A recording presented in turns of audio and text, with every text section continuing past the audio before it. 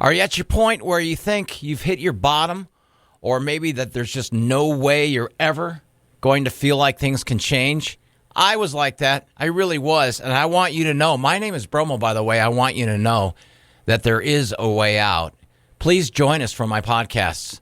Hey guys, time to get in on the action for the biggest moments in basketball with Prize Picks, America's #1 fantasy sports app. Just select 2 or more players, pick more or less on their projections, place your entry, and win up to 100 times your money. Right now, Prize Picks will match your first deposit of up to $100. Just download the Prize Picks app and use the code GET100. That's code GET100 on Prize Picks for a first deposit match of up to $100. Prize Picks. Pick more. Pick less. It's that easy.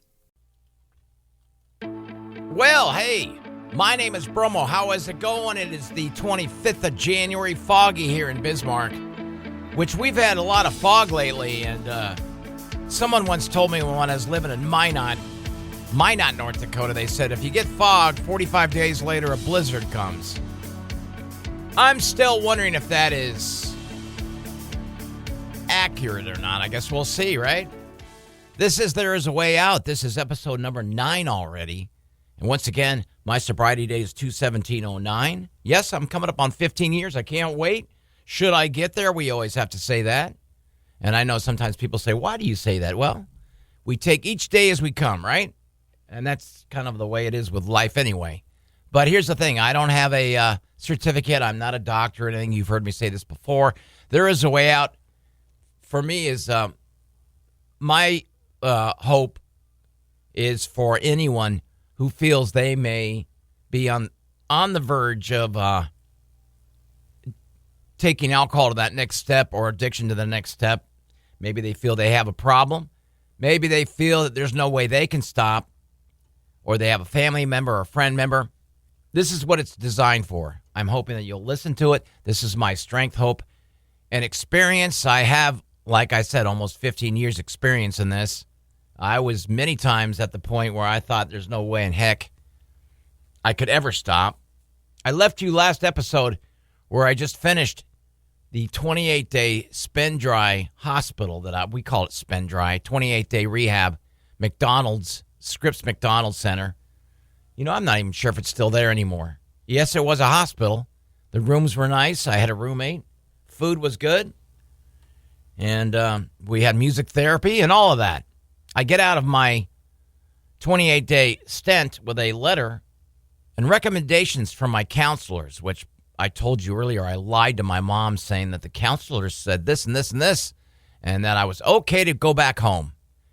Amazing that I was able to lie like that because I didn't want to go to the trouble of, or I was scared to find another place to live.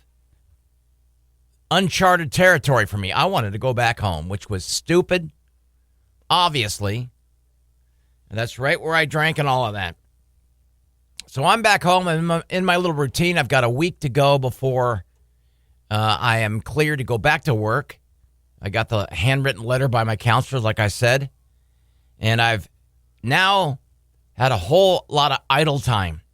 Idle time on your hands is deadly when you are facing addiction, when you are going through it. And that's what I was doing. Idle time. Spent a lot of time, drinking coffee and energy drinks, which I'm not that fond of. And I remember as I forced myself, literally, to go to meetings because I hated them so much, I knew that I had to go. And so I was going through the motions, exactly going through the motions. I think one time I lasted maybe a half hour. I'd go to the same one. I'd walk from Mission Beach to the AA meeting, which was upstairs in this cool little place. Didn't really go out of my way to meet anybody. Didn't really want to meet anybody. I didn't seek a sponsor like a few people told me that I needed to do. I was still staying in touch with some people from work, but boy, they were not happy with me because remember, this is I have bombed out already twice. Both times I went to the outpatient, bombed out.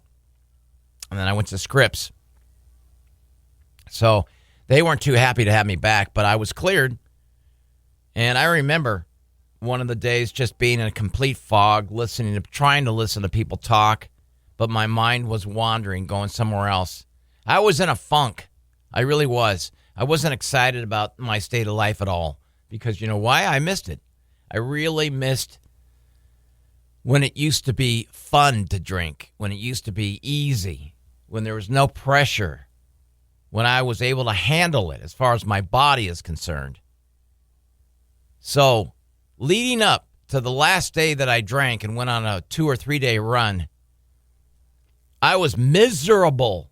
I really was. And this is how I relapsed for the very last time. Coming up on February 14th, Valentine's Day, I'm looking out the window and I'm hearing all these people walking around because it's a pretty young scene where I grew up, where I lived. I'm listening to people walking down through the streets. I'm looking out my window and seeing people holding 12 packs and this and that, and they're all experiencing the joy of Valentine's night. And I looked at my stupid croissant, half-eaten croissant, and my energy drink, which was just laying there. And I looked at my keys, and this little voice said, "Come on, dude. You've now been sober for over a month. If you do the math, you know, I had that 28-day stint under me, successfully completed at that hospital. Now I was working on 35, something like that days, 35, maybe almost 40 days clean. I even went and got a chip at the place that I did detox at, and there was a meeting there, and everybody was telling me how proud they were of me and how great I looked. Holding that chip, I wasn't that thrilled. I really wasn't. My whole attitude was, I want to drink again, but I couldn't tell anybody that. Everyone's telling me with their cup of coffee and their cigarettes, they're puffing on how great sobriety was. And man, I didn't want any part of it. I lied and told them I did. I still wanted another chance to think that I could drink again. Like they say in the book, to drink like a gentleman. Maybe this time I'll get it. So it was Valentine's night, and it was in the afternoon. And I looked over, and I saw my keys. And a little voice popped in my head again. And that voice said, come on. Come on, Bromo, you've been doing great. You've been going to meetings. Yeah, but have you really stayed? Shut up. This is the bad voice talking. You go to meetings. Yeah, but you don't really stay for the shut up. But you don't really stay for the whole meeting. Shut up. You deserve a chance to see if you can drink like a gentleman and relax. Everybody else drinks around you. Why are they able to cope with life and you're not? Why do they have a shut-off valve and you don't? So why don't you grab those keys, dude? And let's walk down the street, way down the street where there's a liquor store that nobody knows. Or maybe nobody's seen you go in there. Once again, we'll have to go through the alleyway so no one sees me. Why don't you brown bag it? Why don't you buy a tall, big, huge, tall beer? Maybe a couple of them. And see how you do, all right? Don't do it. Don't do it. You're going to ruin everything. You're going to be right back where you... No, don't listen to him, dude. You're fine. Get those keys. Shouldn't you go to a meeting and... Shut up with that. He's fine. Get those keys. I got those keys.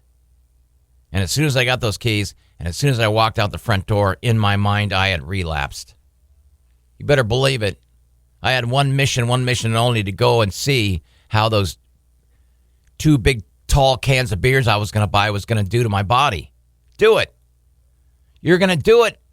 You're going to come back.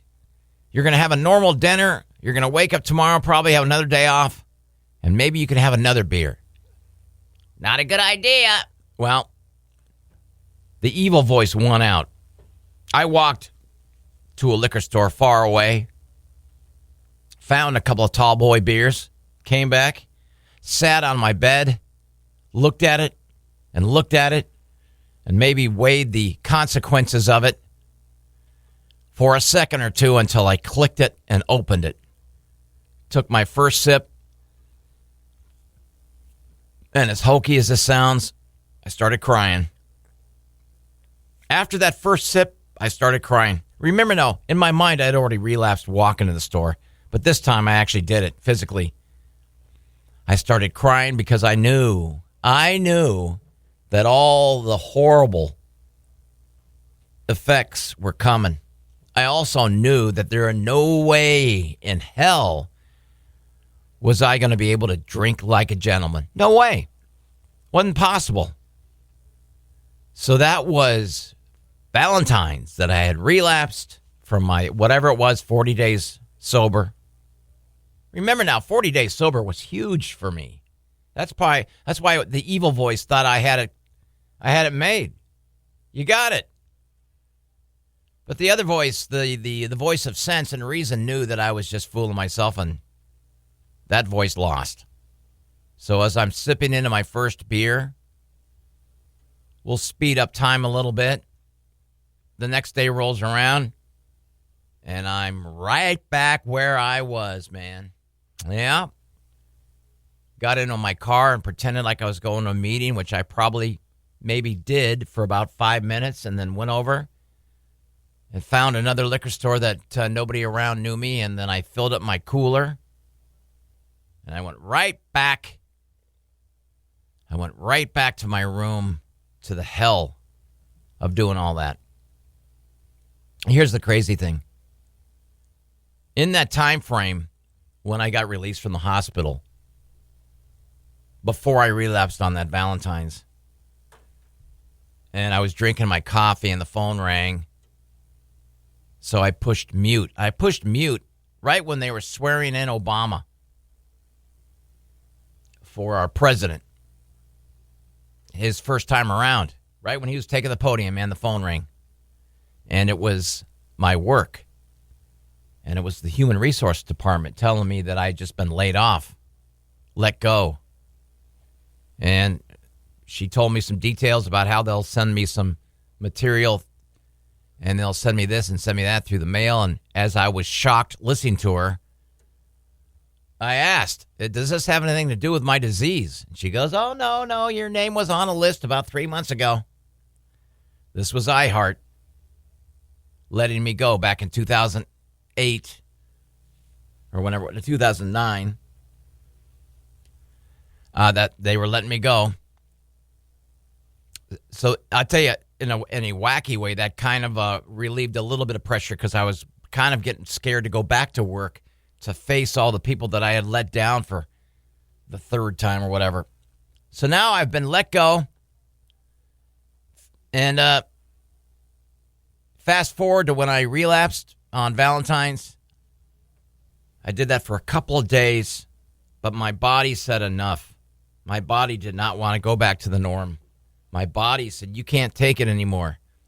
My body said, man, you're soaking all this in that you've been doing forever. You took that little break. It's awesome that it's back, but the shakes now were worse than ever. The shakes were worse than ever, and I was really despondent, and I was really hurting. I knew now I was about ready to go to phase 2, which was swirling down to my bottom. I knew my bottom was coming.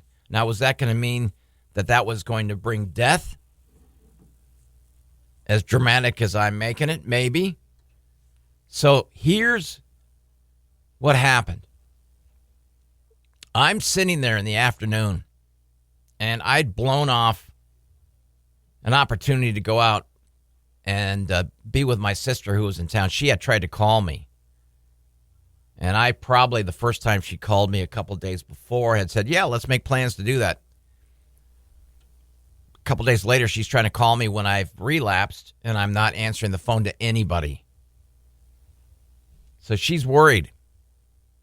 Understandably so. She's worried because no one's been able to get a hold of me. My mom was trying to call me. I wasn't answering my phone. So my stepbrother says, well, I know where he lives. I'm going to go out there and see what's going on. He went out there, and unbelievably so, while he's trying to get into my house, a police car drives by. He hails the police car over. He stops it. The police jumps up onto the second floor over the railing and opens the sliding glass door. And there I am, basically on the third floor where all of our rooms are. And I'm staring down at the floor with these empty medicine bottles all around me on this cardboard desk. No kidding. I had a cardboard that I used to put my clock on and such right next to my bed. There's all these medicine bottles that are empty, laying there on their sides. And I hear this, Bromo, it's your stepbrother. Open the door. And I opened the door, and there were the police, there were paramedics. They came in, and I was so weak and so wounded and so floored with rejection and misery because of I had failed once again. I had failed everybody. I had failed myself. For all of those that were about to find out that I had relapsed again, I had lied to them. I had failed them. They took me. First of all, they were alarmed that they saw all the medicine bottles. They asked me if I was trying to kill myself. And I said, no, I just ran out of my medicine, and I haven't renewed them. These were blood pressure pills, by the way. So they laid me down, and they took me to the hospital. And at this point, my blood pressure probably was 200 over 1,000. It was so bad that whistles were going. Whistles were sounding. Buzzers were alerting. They had me strapped to my bed so I couldn't move. And they had told me, they said, you're in the perfect spot to stroke out. And I don't know how I got through that first night, but it was bad. I remember I was so weak the second day that a nurse had to help me walk around the floor just to get a little action going. So now I wake up, and I'm facing the fact that, A, my body is beaten up to hell, barely making it through this little stent. B, now what do I do? At this point, a friend of mine who I knew from the radio station, she came out and she visited me. And she and her boyfriend said, look, enough is enough. Let's look in to see what we can do. We need to take you somewhere. And they tried to take me back to the old McDonald's Center, the place that I was just at, the 28-day spend dry. And they said to me, look, no offense, but we don't take retreads back there. You were just here. Your bed's barely warm. We can't take you back. Sorry. But the great thing is, the first step in really saving my life was a guy there named Dave. And he said, look, I know of a place. And he told my friend and I this. He says, this is a place 35 miles east of San Diego. It's way out there. It's rough. But I think this place, which has saved many, many lives, I think this place will save your life. So let me see what I can do. And then he gave us some information. He told me a couple of names out there. He told me I needed to go out and fill out an application. It was called the Freedom Ranch. It was out in a place called Campo. Campo is dirty, dusty, and nothing going on out there. And like I said, it was a 35-mile drive from where I was staying at the time, because when I got out of that hospital, there ain't no way I was going back to my room. My friends said, you're going to come stay with us. These angels said, you're going to come stay with us.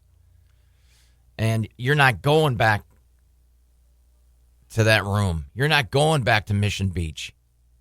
I was able to get my cat. My cats, I believe I had 2 at the time. I was able to get my cats. I went over and got a couple of things and went and moved into this house. Drove out to Freedom Ranch with my stepbrother.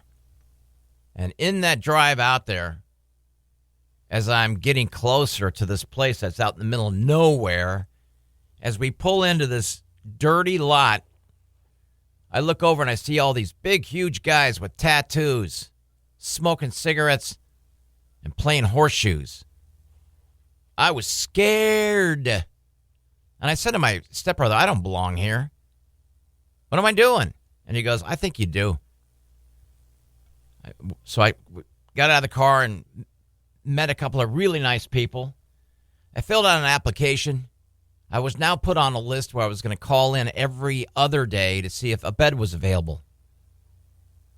And while we were there, we took in a meeting. And the meeting was in this really cool place, like a clubhouse that seated all of the Freedom Ranch people who were living there, all the 40 guys, and enough room for other visitors that wanted to come out. And while we watched a meeting, somebody came over and said, "You guys going to have dinner?" And so we hung around and we had dinner with some of the members of the people that were staying there. Driving back to the house that I was now staying at, this beautiful house, I was saying to myself, "Hey, no way I'm going to live here. What am I going to do? I sure hope I don't get that call." Because remember now, I was on a list and I was told to call every other day. Every other day you make that call, which would be I'd call in around 9:30. "Who's this?" "This is Dave." "All right, hang on, Dave." I'm sitting there going, "Please don't. Please, no. And then he'd come back on, "Not today, pal, but hang in there. It's going to happen soon." I'm like, "Oh, darn it. Okay, thank you." And I hang up the phone and I'm like, yes. You see, another day where I can stay in this beautiful house and do nothing. But remember now, I'm away. These two that I stayed with, obviously, they're in the program too. They didn't drink at all. So I am sober. And I was taken to some meetings, sitting through the whole thing and telling my story. But there was no booze around. I didn't have a car. So I was completely shut off. I couldn't walk to a liquor store. Now, did my mind still want to drink? Yes.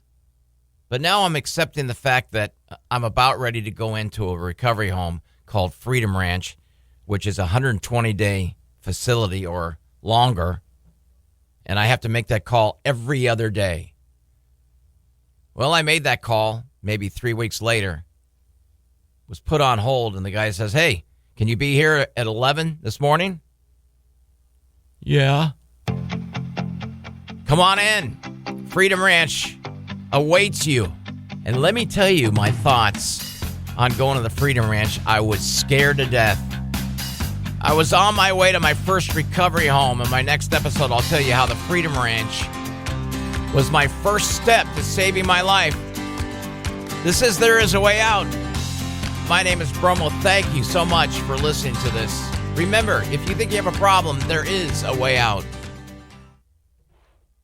Hey guys, time to get in on the action for the biggest moments in basketball with Prize Picks, America's #1 fantasy sports app. Just select 2 or more players, pick more or less on their projections, place your entry, and win up to 100 times your money. Right now, Prize Picks will match your first deposit of up to $100. Just download the Prize Picks app and use the code GET100. That's code GET100 on Prize Picks for a first deposit match of up to $100. Prize Picks. Pick more. Pick less. It's that easy.